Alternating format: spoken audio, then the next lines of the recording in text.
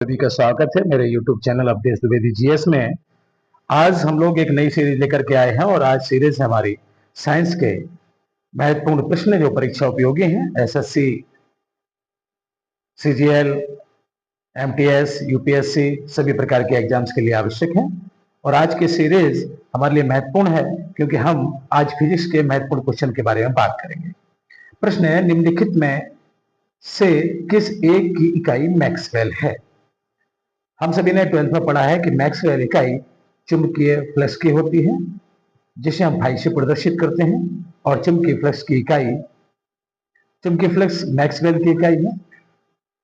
और मैक्सवेल बहुत सही आंसर, चूंकि वैज्ञानिक थे मैक्सवेल और उन्हीं के नाम के आधार पर ये चुंबकीय फ्लक्स की इकाई बनाई गई है। तो चुंबकीय फ्लक्स हमारा आंसर ए ऑप्शन सही होगा।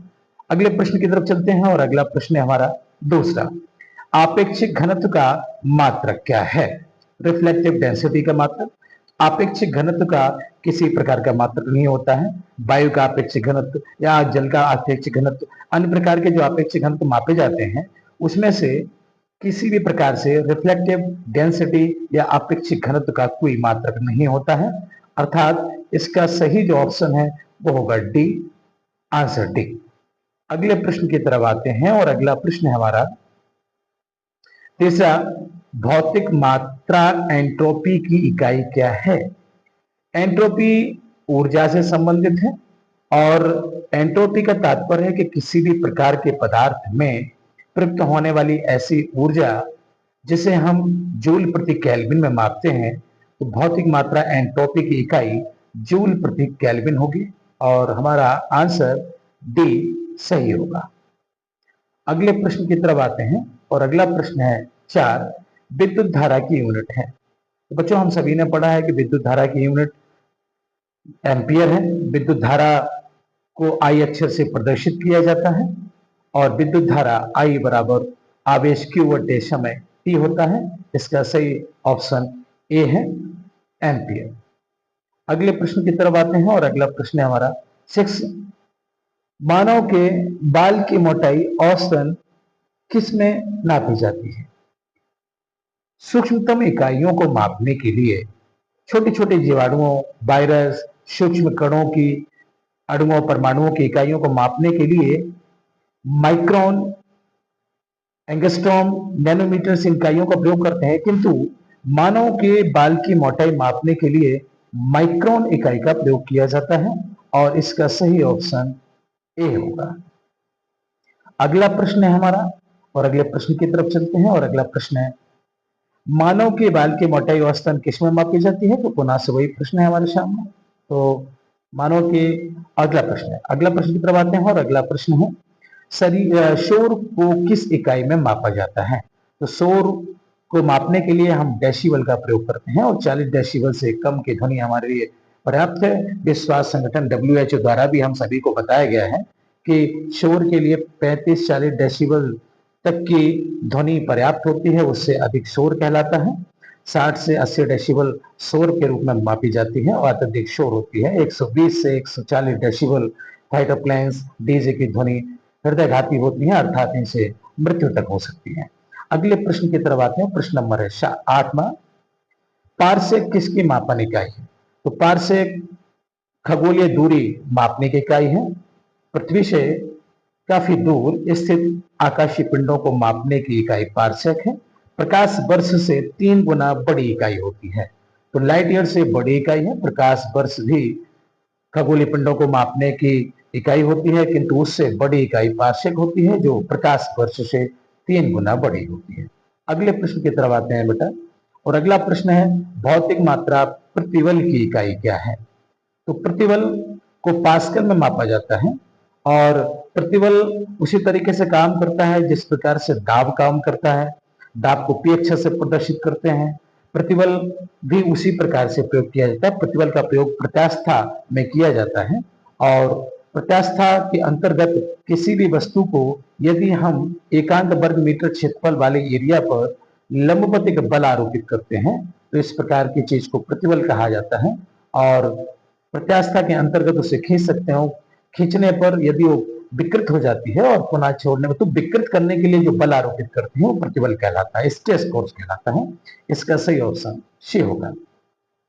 अगला प्रश्न है हमारा, भौतिक मात्रा यंग मापांक की इकाई क्या है?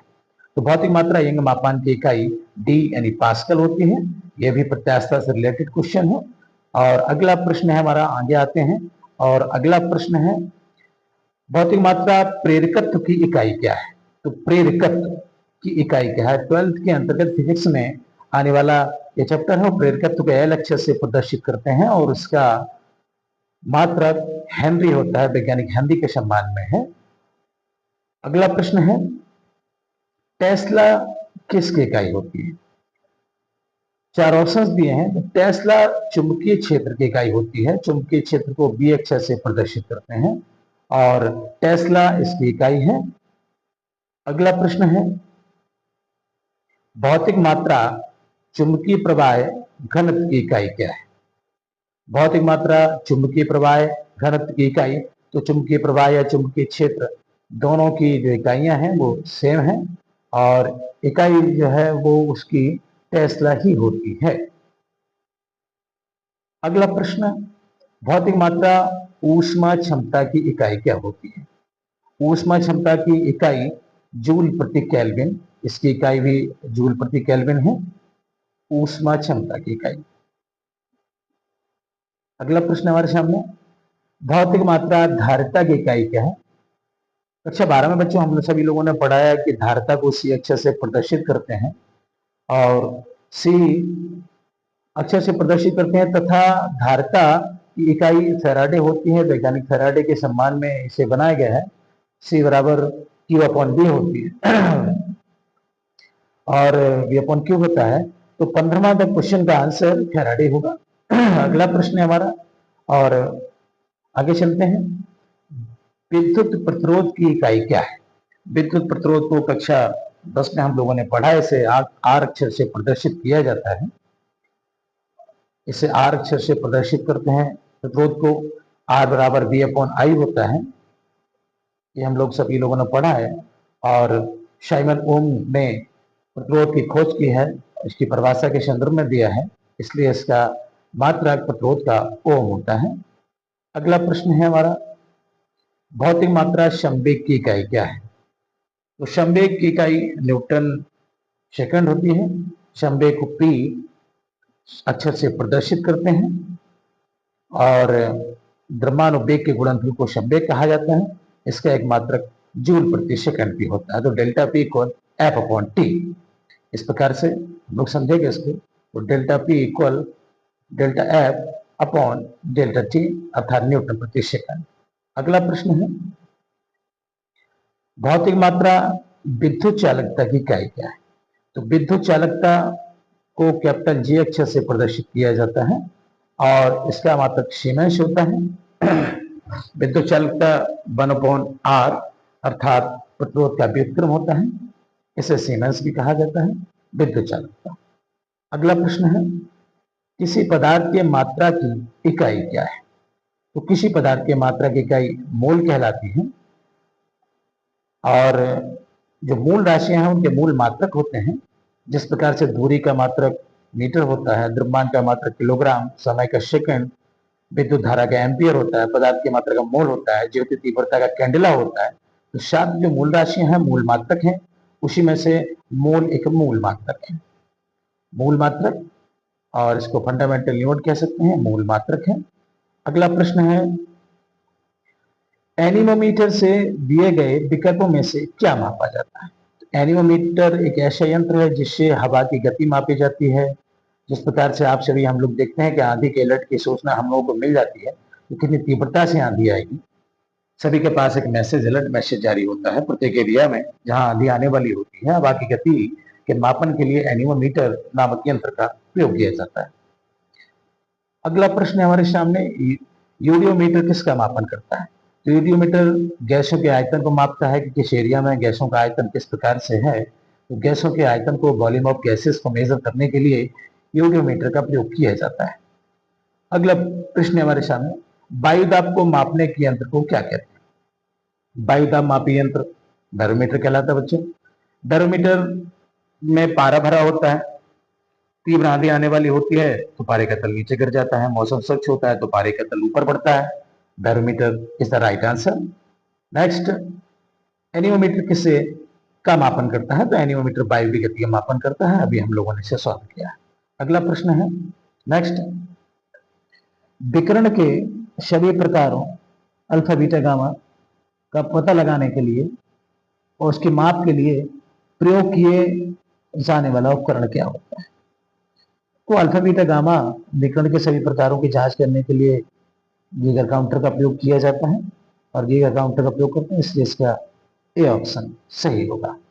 अगला प्रश्न है, आकाश या समुद्र की नीलिमा को मापने के यंत्र को क्या कहते हैं? बहुत ही शानदार आईएमपी इंपॉर्टेंट क्वेश्चन है हम सभी के लिए और इस प्रश्न को समझना बहुत जरूरी है। तो आकाश की नीलिमा मापने के लिए हम जिस यंत्र का प्रयोग करते हैं वो शाइनोमीटर कहलाता है। इसका सी ऑप्शन सही होगा, शाइनोमीटर। अगला प्रश्न हमारे लिए, आवृत्ति का मात्रक क्या होता है? तो आवृत्ति का मात्रक बच्चों हर्ट्ज होता है। आवृत्ति का मात्रक हर्ट्ज। तो आवृत्ति का तात्पर्य होता है कि प्रति सेकंड में किसी तरंग द्वारा एक सेकंड में लगाए गए चक्रों की संख्या होती है, उसे आवृत्ति कहा जाता है। अगला प्रश्न हमारे लिए, वायमीटर जो वाहनों द्वारा दूरी तय करने के लिए प्रयोग किया जाता है, तो हम सभी जानते हैं कि पथमापी कहते हैं, स्पीडोमीटर कहा जाता है उसे। इसका बी ऑप्शन है, इसे हम स्पीडोमीटर के नाम से जानते हैं। स्पीडोमीटर कहते हैं इसको, स्पीडोमीटर, और ये बी ऑप्शन हमारा सही होगा। अगला प्रश्न है, त्वरण का मात्रक क्या होता है? तो वेग परिवर्तन की दर को त्वरण कहते हैं, rate of changing the velocity. तो वेग परिवर्तन मीटर प्रति सेकंड स्क्वायर होता है, वर्ग सेकंड, अर्थात इसका ए ऑप्शन सही होगा। अगला प्रश्न है हमारे सामने 29वां, हम दूध का विशिष्ट गुरुत्व कैसे मापेंगे? तो दूध का विशिष्ट गुरुत्व मापने के लिए हाइड्रोमीटर का उपयोग किया जाता है। हाइड्रोमीटर से हम दूध के गुरुत्व को माप सकते हैं और हमारे सामने ये प्रश्न है, तो इस प्रश्न का हाइड्रोमीटर अर्थात इसका सही मापने के लिए हम जिसका प्रयोग करते हैं और वो है सी ऑप्शन हमारा सही ऑप्शन होगा, अर्थात हम सी पर टिक लगाएंगे, सी हमारा सही ऑप्शन। अगला प्रश्न है हमारा, ऊष्मीय मान को मात्रक द्वारा प्रदर्शित किया जाता है। तो ऊष्मीय मान के लिए किलो जूल प्रति किलोग्राम, ऊष्मा की मात्रा मापने के लिए किलो जूल प्रति किलोग्राम, 1 किलोग्राम पदार्थ में से कितने किलो जूल ऊर्जा उत्पन्न होती है उसे ऊष्मीय मान कहा जाता है और इसका बी ऑप्शन हमारा सही ऑप्शन होगा। तो बच्चों, आज हम लोगों ने जो चीज पढ़ी है उस आधार पर क्लियर हो जाता है कि परीक्षा के लिए सबसे महत्वपूर्ण विज्ञान के बहुत ही अत्यधिक प्रश्न आते हैं और इस सीरीज को हम बहुत अच्छे पैमाने पर चलाएंगे और इसे प्रत्येक टॉपिक बाई टॉपिक अच्छे महत्वपूर्ण प्रश्नों को शामिल करेंगे। बहुत ही शानदार सीरीज है हमारे लिए और इस सीरीज को बराबर केमिस्ट्री, बायो, पर्यावरण, वनस्पति शास्त्र, अन्य प्रकार की सीरीजों में विभाजित करते हुए प्रत्येक प्रश्नों को गहराई से पढ़ने का प्रयास करेंगे। Thank you very much.